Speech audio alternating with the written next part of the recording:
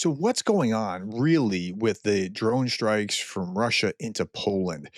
The experts, I think, have given mostly incomplete answers, and I'm going to show you something from two sources that I think give you the hidden strategy. There's something more than what's just generally popularly bandied about. Okay, let's start here with Trump. He was asked what he thought about the strikes into Poland, and he says, What's your reaction? What's your reaction to Russian drone incursion into Poland? Could have been a mistake. Could have been a mistake. But regardless, I'm not happy about anything having to do with that whole situation. could have been a mistake, but he's not happy about it. Well, as long as you're not happy about it. No, it's not a mistake. Okay, so one thing is pretty clear. It's not a mistake. Here's Sikorsky, the foreign minister, saying that these were not mistakes. Okay, like he's in front of the Polish embassy and saying, like, clearly, this was calculated, this was intentional. Polish officials insist that their government has proof showing that Russia's drone attack was planned. Russia's top general, Sersky, calls it a warning to NATO, and NATO is, I mean, they're not stepping up. Now, I've told you before, and I understand by this, that if they don't respond, it's more likely to cause more. But that's not the only feature at play here, and we want to be aware of that. The ISW says that a large number of Russian drones that violated Polish airspace suggest that this was likely an intentional Russian effort. Like they were trying to do things. They were like probing defenses to see what was going on or see how they would react or if they would shoot it down. And if they did shoot it down, how would they shoot it down and that sort of thing. And the Poles are woefully behind the Ukrainians in their ability to shoot things down. Okay, the ISW assessed on September 10th that the Russian drone incursions were part of a multi-pronged, long-standing Russian effort to test NATO's technical capabilities and political resolve the political resolve, the will to actually do something is also important in preparation for a potential future war with NATO. Yes, but Gerdes, are you telling me that they actually want war with NATO? Maybe, but not right now, it seems. It seems like they want to build strength before they would get to that point if they are going to go down that path. And that seems reasonable, right? Okay. Donald Tusk again. We would also wish that the drone attack on Poland was a mistake, but it wasn't. And we know it. Okay, so they're pretty convinced that that's not what it was. Russian military blogger writes that the drone attack on Poland was a deliberate, planned operation with drones equipped with additional fuel tanks never used before in Ukraine. The aim was to showcase NATO's total unpreparedness. Now, I think all of that is probably fair so far, but it's incomplete in and of itself. So there's something else missing. So what is the something else that's missing? That's the real question. Here again from the ISW, I'm going to show you two sources, ISW and Paul Wartburg. Both of them, I think, are spot on. Let's talk about the ISW first. Russia is likely attempting to gauge both Poland's and NATO's capabilities and reactions in the hopes of applying lessons learned to future conflict scenarios with a NATO alliance. And then they say this, Russia is likely also attempting, and this is the key right here, to limit or deter Western military aid to Ukraine. What do you mean limit or deter aid to Ukraine? Well, it makes perfect sense, right? If you are Poland and you're shipping all this aid to Ukraine and then things come into your country, you're like, whoa, I need these air defenses, right? Think like that. If that's how they're thinking, I think that's very clever. Poor Paul Wartburg also makes this argument very eloquently in this video just a day ago. What everyone misses out on the attack on Poland. I think his argument is spot on. That it's more of a threat. If you threaten the people that are helping you, they want to withdraw and not give you the things that Ukraine would actually need. And there's a compelling case here. I could be wrong, he could be wrong, but I think that's the missing piece of the puzzle. So go watch that video. It's a pretty insightful video. Okay, NATO needs Ukraine as a partner and even as an eventual member. This is Michael McFaul responding to Timothy Snyder saying, hey, it's worth noticing that Ukraine defended itself far better than NATO and against a much more extensive Russian attack at the same time. If we want to be safe, we have to help them learn from the Ukrainians. That's right. I mean, if you actually look at the numbers, you'll see that kind of thing. Here, we used to talk about Ukraine adopting NATO standards. Now NATO must adopt Ukrainian standards. Here's what I mean by that. Here's from Kyiv, the city of courage. Poland and other NATO countries together shot down 21% of the targets that attacked Poland, compared to 90% of the targets shot down by Ukraine the same night. And it was far less. 4 out of 19 were actually shot down, as opposed to 413 out of 485. We got some learning to do from the Ukrainians. Okay. The head of the Bundestag, meanwhile, the Defense Committee has called on NATO to shoot down drones over Ukraine, according to Spiegel. He also stressed the need to strike drone production and launch sites in Russia and urged allies to equip Ukraine accordingly. Right. We talk about NATO striking them, but again, look at this. Look at the percentages. 90% as opposed to 21% of a very small number. So this is where all of NATO is. It's like they've been in this dream state, thinking that everything was what it was 3-4 years ago, and it's really not. Meanwhile, Zelensky was meeting with the advisors of the UK, Germany, France, Italy to thank them for their support, remind them that Russia's not really coming to the table and that they need help ongoing. All right, while he's doing that, Trump finally wants to put the squeeze on Russia. Well, that's what they're saying in Politico. It's today, September 12th, 2025, but I don't actually see that that's what's going to happen. See, here's what Trump was saying. Fox host asked, what are you going to do about Putin? We saw drones in Poland, and this is what he said. I want you to hear what he has to say. And we're going to fix this system. What are you going to do about President Putin? Because we just saw these drones in Poland. Yeah, well, more the sanctions. Thing, I mean, I'm not going to defend anybody, but the Poland's, they were actually knocked down and they fell into an area. But he shouldn't be close to Poland anyway. Right. I don't understand what he means by he's not going to defend anybody. I don't think he was saying he's not going to defend any allies, but defend who? Putin or what? The Polish? I don't quite understand that. If you understand that, tell me what you think. And then another reporter asked, what would tougher measures against Putin look like? He said, it's incredible. When Putin wanted to do it, Zelensky didn't. When Zelensky wanted to do it, Putin didn't. That's not quite right.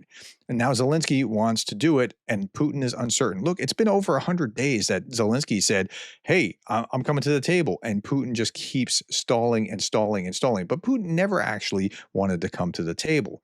Okay, what's clamping down on Vladimir Putin? Well, it'll be hitting them very hard with sanctions to banks and having to do oil and tariffs also. But I've already done it. I've done a lot. Look, India was their biggest customer. I put a 50% tariff on India because they're buying oil from Russia. That's not an easy thing to do. That's a big deal, and it causes a rift with India, he says. Okay, but you were supposed to be doing the 100%, and we'll come back to that in just a moment. Meanwhile, as we're talking about not actually completing anything, here are Senators Graham and Blumenthal, who are supposed to put the 500% bone-crushing tariffs on India and China and whoever else was taking Russian oil. They kind of forgot about that, didn't actually pass the bill, and nothing happens unless they actually pass a bill and the president signs it. So these U.S. senators have now introduced a bill to designate Russia and Belarus as state sponsors of tea, citing the abduction of over 19,000 Ukrainian children. Senator Lindsey Graham said that Russia had earned its place on the list, which currently includes Cuba, Iran, North Korea, and Syria. And here they are. And RT was carrying this. Oh, we're shaking. How will we ever recover? Says RT, right? And Cuba and North Korea and Syria and Iran. And they show them, they make a big production of signing this thing that it doesn't matter if they sign it or not. They have a Sharpie and they're going to add Russia to the list. Well, until a bill is passed, this is kind of a meaningless. It's just a gesture, just to symbolically show that they're doing that. But we'll see when it happens. Now, again, they were supposed to have sanctions, and instead we got Alaska. Remember, it was supposed to be next Monday, and then Witkoff travels to Russia. Trump says, "Hey, we're going to have this summit on Monday with Putin," and which elevated his status, and this was all bad. So yeah, there were, but we are doing something about sanctions. We're removing sanctions on Belarus, on Belavia, which is an airline. Russia uses Belarus for sanctions evasion and has a roadmap plans to use Belarusian companies to help Russia access microelectronics, machine tools, and other critical components with dual-use military applications. So it's all bad. I mean, we should not be doing this at all, and that's where we are. Okay, now I'm going to switch gears. I put this video out a little while ago about Charlie Kirk's killer being captured. And some of you were like, well, he was MAGA anyway. Listen, political assassination is no joke and it undermines democracy. But there's more to the story. Some of you rightly said, what does this have to do with Ukraine? And by extension, what does it have to do with Russia? I'll get to that in just a little bit. Just hear my case. Okay, so first, there are people with wild conspiracy theories in social media. He was this, the killer was this, the killer was that, and that's why it was. One of them is going to be this. Listen to what Charlie Kirk just had to say recently about Epstein. I think the DOJ should immediately move to unseal all the Epstein documents in the Southern District of New York. Yeah. Everything. And Everything except child sexual assault material. I think every file should be released to the public the same way as the JFK files. Let the American people decide. Put them out there, because if there's nothing in there, then we can see there's nothing in there. Now, okay, now put the Epstein files out there. If there's nothing in there, we can see it. That is a wildly popular MAGA point. MAGA is largely at odds with Trump on this particular point. They want these files released. Believe it or not, it's a very wild thing to watch what's going on. Okay, so with that, if you see a conspiracy theory built around this, just ignore it. Ignore any, so you should ignore any conspiracy theories or any just like hatred about this. Like, just be kind. Recognize that a wife's now a widow and sons are without, or son and daughter, he had 2 kids, I believe, are now fatherless. Like, that's the tragedy. But it's the greater tragedy is that it's done because they didn't like what he said. And that has a dampening effect on all free speech. And we really can't tolerate that sort of thing. Okay, so back to this. I said yesterday that you rarely see me agree with Pelosi, and the day before with Governor Gavin Newsom. Here's Che Bowes from RT, and I don't agree with him on almost everything except these 2 sentences. You can't kill people you disagree with purely because you disagree with them. It's called murder. Okay, so he's stirring the pot. He's going to continue to stir the pot. That's going to be the Russian strategy to sow division in the United States. So the governor from Utah was saying the U.S. and Russian Chinese troll farms and bots are using this Kirk event to sow more chaos and division. Well, let's hear what he has to say about this, because this is the problem. Like, there are people that are profiting off of generating anger and sowing more division. And even if they're not profiting from it, if they're doing that, they're ironically doing what the Russians are trying to do to the United States. Like, don't be part of that. Listen. A word of note for those people who are spending so much time on social media. I think Charlie said it best, that when things get bad, we should put our phones down and spend a little time with our families. There is a tremendous amount of disinformation. We are tracking our team, the state team, and I'm sure the federal team as well. What we're seeing is our adversaries want violence. China, we have bots from Russia, China, all over the world that are trying to instill disinformation and encourage violence. And they would love nothing more than for us to be at each other over this. And here again, social media is a cancer on our society. I would encourage people to log off, turn off, hug a family member, touch the grass. Yeah, that's right. Okay. Along these same lines, Congressman Randy Fine has put this out. This nation is being poisoned by left-wing agitators and foreign enemies seeking to tear us apart, and it's time to fight back. I would add to it that right-wing agitators are not helping the problem.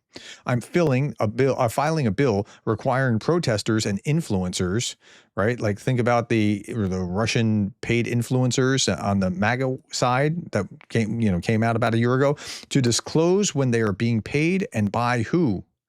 These are political actors, no different than candidates who have to disclose where their support comes from. Now, I'm not sure that that's a fair analogy, but it would be interesting to see if they had to file.